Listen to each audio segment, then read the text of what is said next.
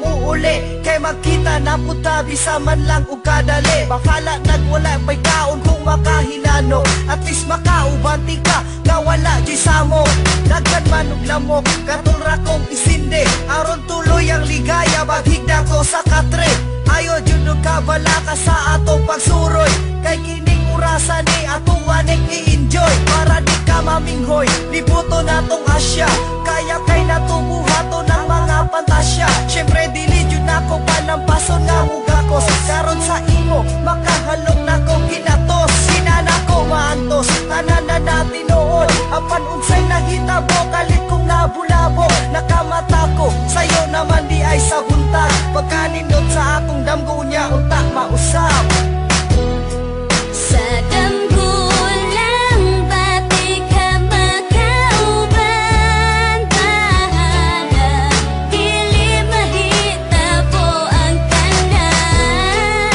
Akong buhaton kutob sa kung makaya, ay gihigog majud kaayo tika. Kau di pasabot og latay bungki badaya, pero pag mahitabo lagi di ko mo balibad. Una na kung pagkakita ni mo katong gabhiuna, kung manguyap ka sugto di ka na way pagduha-duha. Nahitabo man tod pero ako di ay nasayo, naami ka lang pagtanaw ni mo bisag sakit sa buot. Nahiagop ang kami mamipatim awang kamatooran, bisag sa damo ko lang mahitabo na ikaw makauban. Ikaw na gustuhan og balihog paminawan ni, napukawan ni mong kasing-kasing ingon ani na paagi. Desidido kay ko naigog maon jud kayo tika, pero unsaon man gud wala ko sa imo'y tsansa. Kondenar akong kalag pag di ta ka makitaan, pura ko kilo may bagayo sa imong tinanawan. Sa damgo na lang ba, sa damgo na lang jud ba, tungod sa kala may hapit na ko ruma.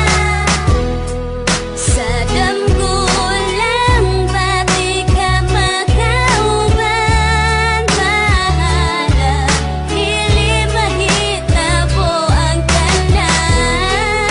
Akong buhaton kutob sa kung makaya, ay gihigog majud kaayo tika. Pagbukas sa kong mata, abin ako tinuod to, nakauban ko ikaw sarday to kadamgo. Akong gibati ato, murag dili masabtan. First time nakitabo ni ikaw akong nahalukan. Una na kong pagkita ni mo basta na kong ibuga, tungod sa imo pangkaanyag og bastang puti akong pwede lang unta na akong mahibawan. Bisag tuod lang gani ang imong pangalan, ang panganduyon taka usara ka ilusyon. Pag madam ko hanti ka permi kumalipayon, walang palapason na eksena na ikaw kakuyog. Gisabihan sa lugar na puno og bulak ang palibot, dito tika dalahon nakita rang duha. Layo sa saba og sa mapalay, hununaon nga problema na walay mo palag na matinuod ang tanan. Nasa